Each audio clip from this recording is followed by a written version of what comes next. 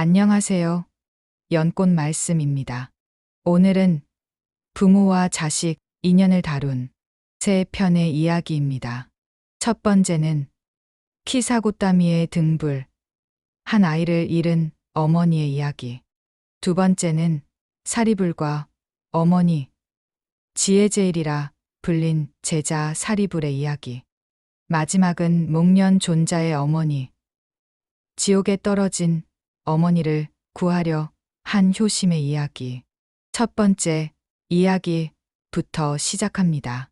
옛날 어느 마을에 젊은 안악이 살았지요. 이름은 키사고따미. 가난했지만 눈빛이 단단하고 아이 하나만은 누구보다 소중히 품은 여자였어요.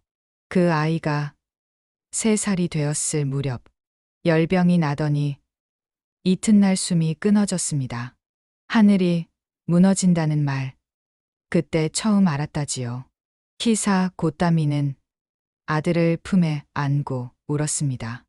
얘야, 일어나라. 밥 먹어야지.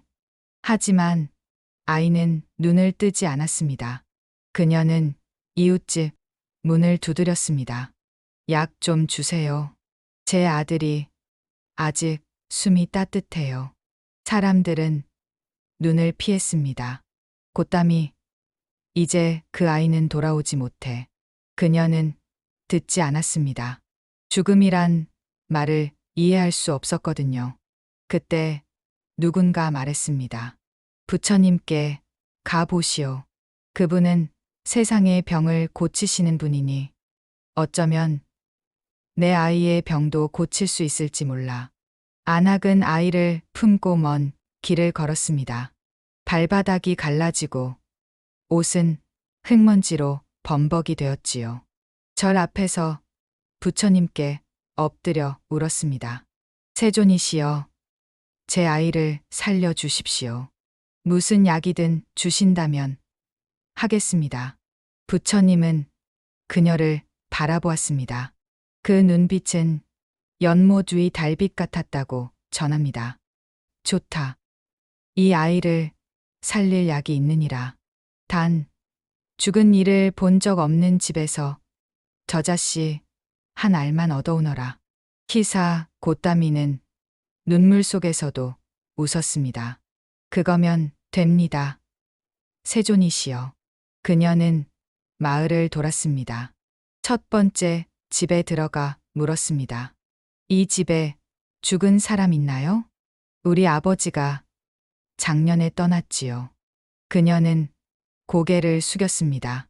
두 번째 집에 갔습니다. 여기선 죽은 이가 없습니까? 며칠 전에 손주를 묻었소. 그녀는 온 마을을 돌았지만 죽은 이가 없는 집은 단 한 곳도 없었습니다. 하늘이 저물어가자 아이를 품은 손이 떨렸습니다. 이 세상에 죽음이 없는 곳이 없구나. 그녀는 마을 밖 큰 나무 아래 앉았습니다. 아이의 얼굴을 쓰다듬었습니다. 얘야, 내가 간 곳이 그리 고요하니? 그때 처음 죽음이 자신만의 고통이 아니라는 걸 깨달았습니다. 바람이 불고 별이 떴습니다.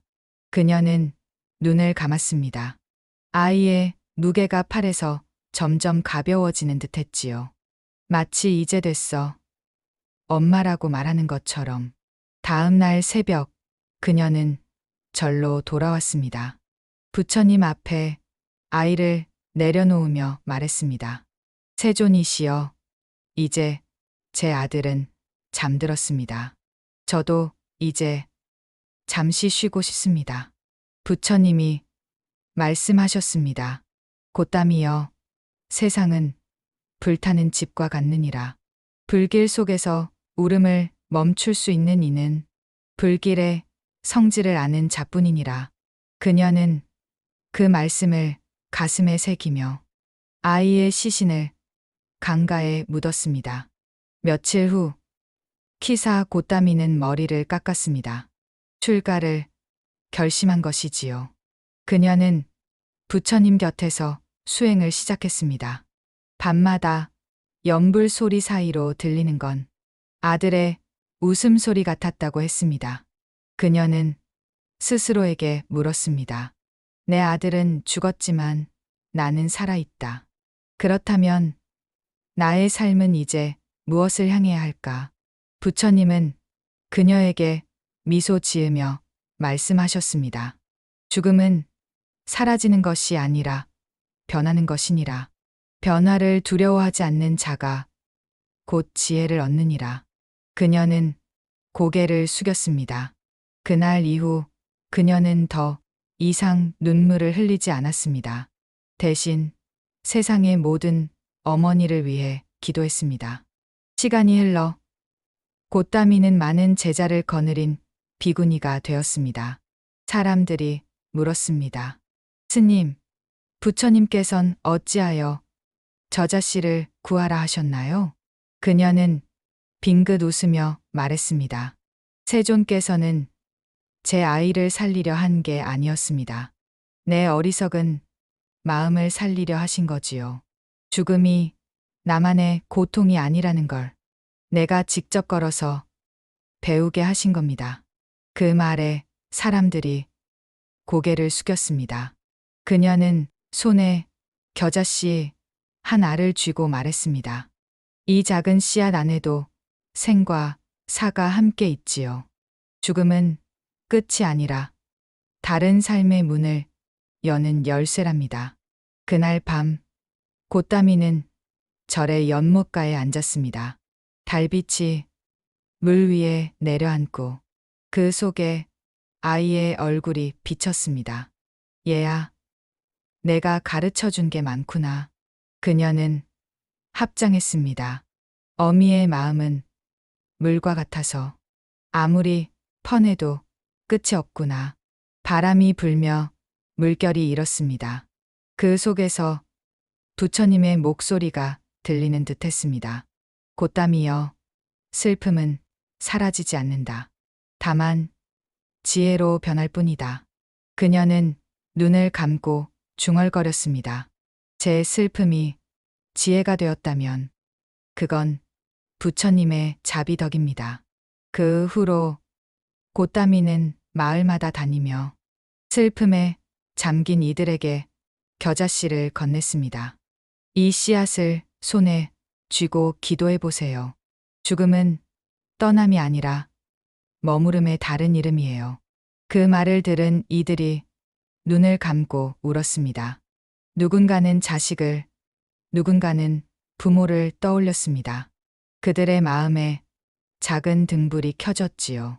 사람들은 그 등불을 곧다미의 등불이라 불렀습니다. 그녀는 웃으며 말했습니다. 이건 제 등불이 아니에요. 모든 어머니의 눈물이 모여 켜진 불이에요. 세월이 흘러 곧다미는 늙었습니다. 그녀는 마지막으로 강가에 앉아 속삭였습니다. 아들아, 덕분에 어미는 깨달음을 얻었단다. 이젠 너 없는 세상이 슬프지 않구나. 그녀는 조용히 눈을 감았습니다.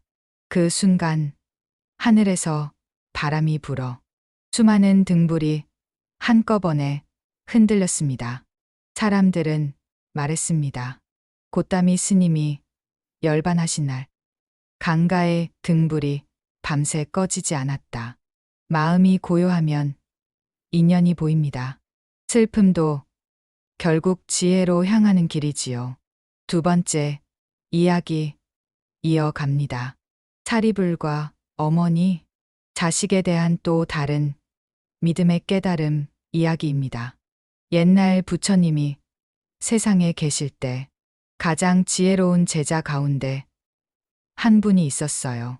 이름이 사리불이었지요. 세상 사람들은 그를 지혜제일이라 불렀습니다. 그런데 그 지혜로운 스님에게도 고개 숙이기 어려운 분이 있었어요. 바로 어머니였습니다.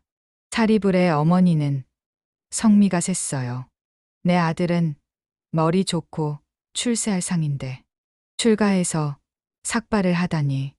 그 스승이란 부처님, 도대체 뭐 하는 분이냐. 아들이 아무리 찾아와 절을 해도 이놈아, 내가 중이 되다니 내 가슴이 찢어진다며 긍을 돌렸지요. 세상에서 가장 깨달은 제자도 어머니 앞에서는 한낱 자식일 뿐이었어요. 사리불은 매일 새벽마다 어머니의 평안을 빌며 참선을 했어요. 어머니의 마음이 부드러워지기를. 하지만 그 바람은 쉽게 닿지 않았습니다. 어머니는 이웃에게 이렇게 말했지요. 그놈이 절에 가더니 나 몰라라 하더라. 그 말을 들은 사리불은 산길을 내려와 어머니의 집으로 갔어요. 어머니, 저를 미워해도 괜찮아요. 하지만 부처님 말씀은 한번 들어보세요. 싫다, 싫다. 난 내 스승도 믿지 않고 내 수행도 모르겠다. 그녀의 말은 칼처럼 날카로웠어요. 사리불은 그 말에 머리를 숙였지요. 어머니, 미워하셔도 괜찮아요. 미움이 사라지면 그 자리에 자비가 남습니다. 하지만 어머니는 그냥 문을 닫았어요. 어느 해 여름, 사리불이 탁발을 마치고 돌아오던 길에 하늘이 검게 변했어요. 번개가 치고 큰 비가 쏟아졌지요. 멀리서 들려오는 소리에 귀를 기울이니 물 좀 주세요. 물 좀. 그 소리가 너무 익숙했어요. 달려가 보니 어머니였지요. 비를 맞으며 쓰러져 있었어요. 사리불은 얼른 시냇물에 그릇을 씻어 조심스레 떠다 드렸습니다. 이 물은 탁발 때 부처님께 올리려던 물이지만 오늘은 어머니께 드립니다. 어머니는 그 물을 마시며 중얼거렸어요. 참 이상하네. 이놈이 절 간 이후로 처음으로 따뜻하구나. 그날 밤 사리불은 어머니 곁에서 촛불 하나를 켰어요. 그 불빛이 어머니 얼굴을 비추자 주름 사이로 오랜 미움이 스르르 녹는 듯했지요. 며칠 뒤 사리불은 다시 절로 돌아가 부처님께 인사를 올렸습니다. 세존이시여, 제 어머니의 마음이 조금 누그러졌습니다. 부처님이 미소 지으며 말씀하셨지요. 물은 낮은 곳으로 흐른다. 지혜도 겸손한 마음에 머문다. 그대의 어머니는 이제 흐름을 느끼고 있느니라. 며칠 후 사리불의 어머니가 저를 찾았습니다. 그 부처님이란 분이 정말 그런 분인가 보자. 입으로는 그렇게 말했지만 눈빛엔 오래된 그리움이 비쳤어요. 부처님은 그녀를 맞이하며 말씀하셨습니다. 어머니여, 자식의 공덕은 바다보다 깊고 하늘보다 넓습니다. 그러나 그 자식의 근본은 어머니의 자비에서 비롯되었지요. 그 순간 사리불의 어머니는 눈물이 왈칵 쏟아졌어요. 부처님, 제 아들이 저렇게 평안한 얼굴을 한 이유가 그 자비 때문이었군요. 그녀는 처음으로 합장을 했어요. 부처님, 제가 어리석었습니다. 그날 밤 사리불의 어머니는 부처님 곁에 앉아 조용히 물었습니다. 세존이시여, 제가 늙고 성질도 고약하고 그런데도 깨달음을 얻을 수 있습니까? 어머니여, 분노는 불처럼 뜨겁지만 그 속에 연꽃이 자랍니다. 미움을 알면 자비를 알게 되지요. 그녀는 눈을 감았어요. 그 눈물은 지난 세월의 미움이 녹아내리는 눈물이었어요. 아, 부처님, 이제 제 마음이 조금 가볍습니다. 사리불은 어머니 곁에서 속삭였어요. 어머니, 그게 바로 깨달음이에요. 세월이 흘러 어머니는 병이 들었습니다. 차리불은 하루도 거르지 않고 찾아갔지요. 밥을 떠드리고 옛 이야기를 들려드렸어요. 어머니, 기억나세요? 어릴 때 절벽 근처에서 장난치던 거. 그땐 내가 너를 끌어내려 혼냈지. 둘 다 웃었어요. 어머니는 어느 날 조용히 물었지요. 얘야, 내 스승님께선 지금도 나를 용서하실까? 물론이죠. 부처님 마음은 하늘 같아요. 하늘은 비를 가리지 않잖아요. 그녀는 그 말을 듣고 눈을 감았어요. 하늘 참 넓구나. 그게 마지막 말이었지요. 그날 밤, 차리불은 어머니의 손을 잡고 염불했습니다. 나무 아미타불 관세음보살, 달빛이 창가로 스며들었고 그녀의 얼굴엔 평온한 미소가 번졌습니다. 며칠 뒤 절의 연못가에 등불 하나가 켜졌습니다. 그건 사리불이 직접 만든 등불이었지요. 불빛이 물 위에 흔들릴 때마다 그는 속삭였습니다. 이건 어머니의 미움이 사라진 자리에서 켜진 불입니다. 부처님은 그 불을 보고 말씀하셨어요. 사리불이여, 그대는 세상을 밝히는 등불을 얻었도다. 자비는 피로 흘러들어와 사랑으로 타오르느니라. 그날 밤 연못의 물결 위에 등불이 수없이 비쳤습니다. 그 빛이 모두 어머니의 미소 같았지요. 이후로 사람들은 말했습니다.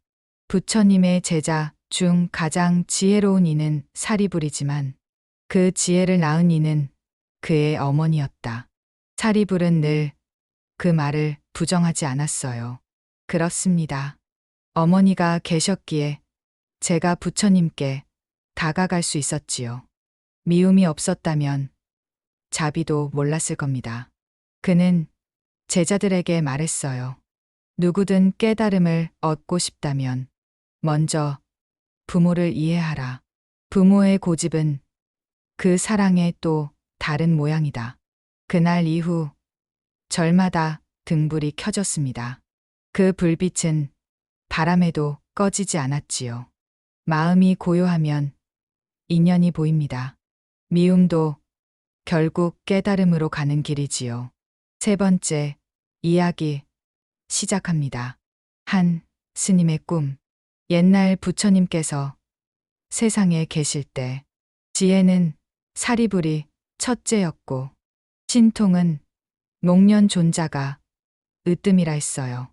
어느 날 목련 존자가 깊은 선정에 들었지요. 그때 마음속에 한 그림자가 스쳐갔어요.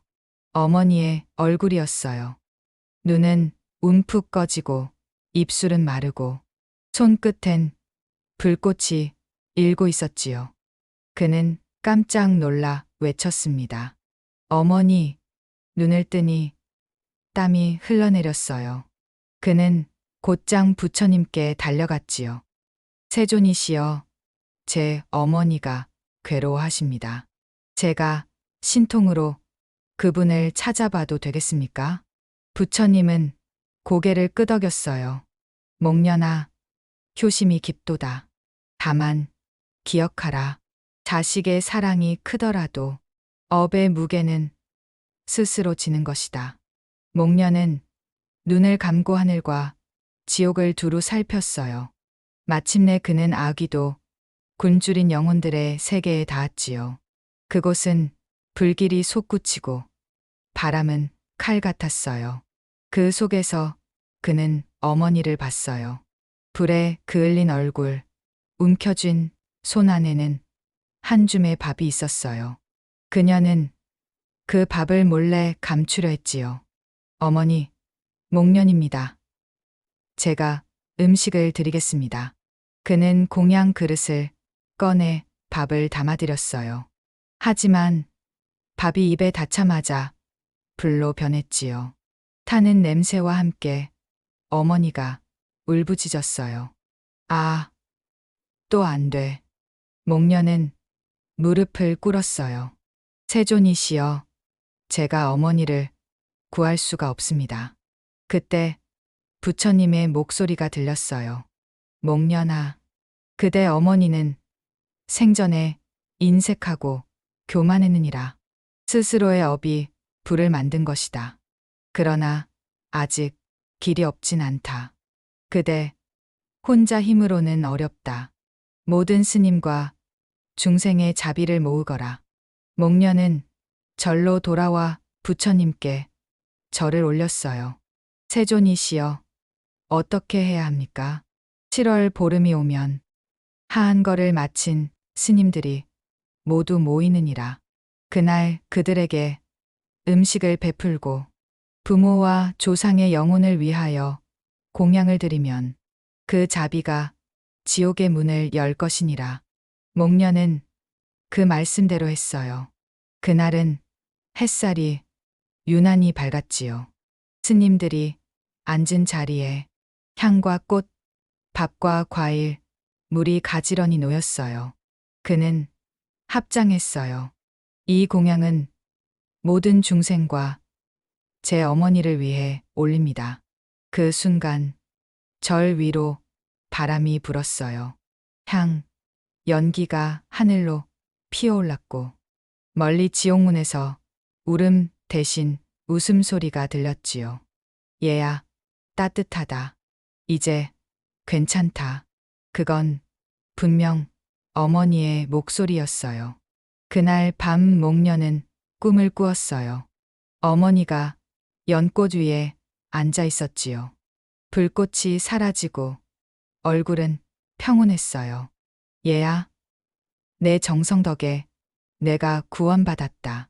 어머니, 부처님 자비 덕분입니다. 그래, 이제는 나도 안다.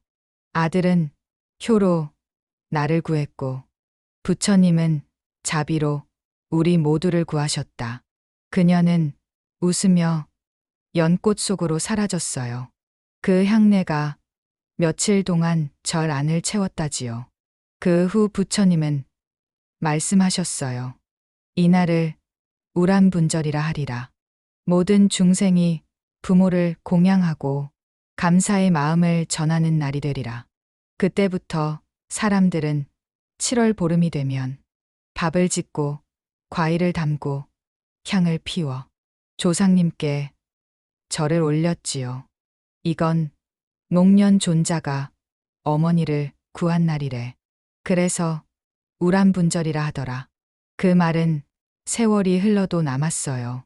지금도 절마다 등불이 켜지고 그 불빛은 자식의 마음처럼 흔들리다 곧게 서지요. 사람이 부모를 생각한다는 건 세상에서 제일 오래된 기도요. 목련 존자는 스승의 제자이기 전에 어머니의 아들이었고 그 사랑을 부처님의 가르침으로 바꿔 세상을 비췄지요. 자식의 마음은 눈물로 시작하지만 자비로 끝나야 합니다. 그래야 다음 생에서도 서로 불빛이 되지요. 마음이 고요하면 인연이 보입니다.